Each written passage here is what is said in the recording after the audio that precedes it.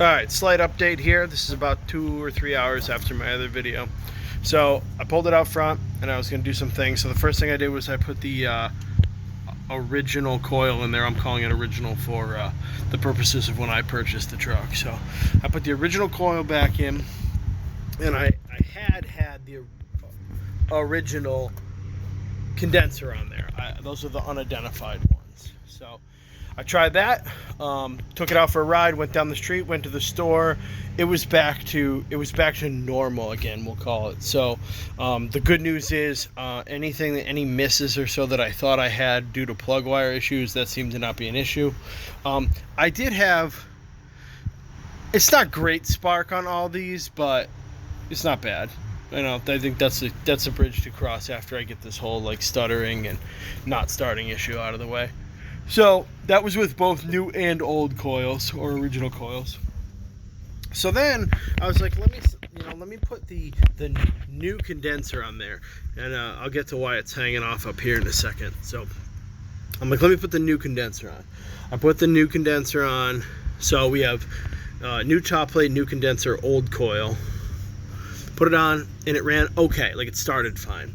So then I was like, wait a minute, what is the real difference in this 6-inch wire? Why do I connect the condenser to that post down there and then to the top of the distributor when all I do is cut my hand up on this fan, or it's tough to get down there? Why don't I just put a post right here on the coil bracket, and I go to this post here, which is the negative, which is the same wire that goes down to the top of the distributor. Now, resistance in the line aside, and possibly capacitor charging issues. Like, I don't know the electrical implications of putting, the condenser that only has this little 2-inch wire, essentially making that an 8-inch wire. I don't know where this is trying to affect the most. Is it affecting the coil directly, or is it affecting it down at the points? Any case, I was like, let me try it. So I put the new and old coils on here and tightened it down. That way, all I had to do when it stops working is switch it back, because right now I know that the old condenser works. So I'm like, well, I might as well start with the next test. I know the old condenser works. I connected the new one to this post, took it out for a drive. Got about a half mile down the road, backfiring, sputtering. I mean, like, fell on its face. The engine basically just shut off. I'm like, oh my God. One of two things. Either it's this condenser, or it's the fact that I mounted it farther away. So let's eliminate that as the test. So I come home and I'm like, let me put the old condenser on the plate and mount it directly to the stud. Kind of get me back to square one. And as I did that, I touched this stud and it was completely loose. My bad. When I took these two condensers off before I moved it, I loosened that up. I'm gonna say that my stuttering issue on the road was because of that, and not necessarily because it was up here. But I didn't have a chance to tighten that one up. I just said, you know what, it's the end of the night.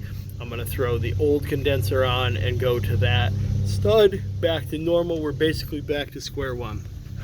So where does this leave me?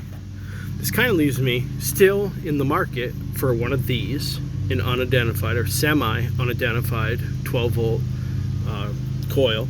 I say semi-identified because it does say like Delco Remy on top, and I did, not of course on this side, but when you turn it around, it said 094 12-volt.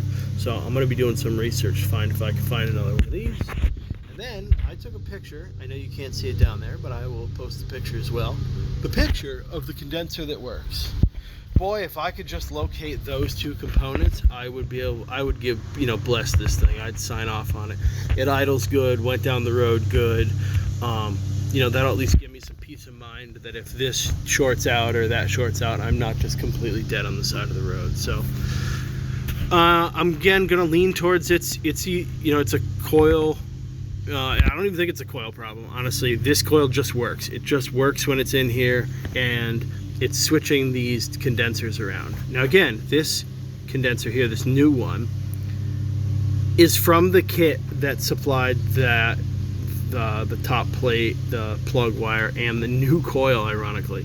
So I found a cross-reference to Dennis Carpenter on these. Even though it's unmarked, I saved the bag from that it came in, and I ordered like 3 more of them. So I'm gonna go back to when they show up. I'm gonna do another test where I put the new Dennis Carpenter condenser on from here to there, run it, see if I have any problems. If not, I'll take that exact same one and put it up here and run it to this and see it, you know, run the same course and see if I have any problems. I'd love to mount them up here. Honestly, I could like 3D print a nice little enclosure or cast it in resin or something like that and hide the condenser up here by the coil. And as we talked about in the last video, it gets me out of the water drip range. It keeps me out of the heat for a little bit too. It's almost directly behind these fan blades. So yeah, if anybody's got any experience remote mounting condensers and or anything else that piques your interest in this video, I'd love to hear it. So good news is at least it runs today. So thanks, bye.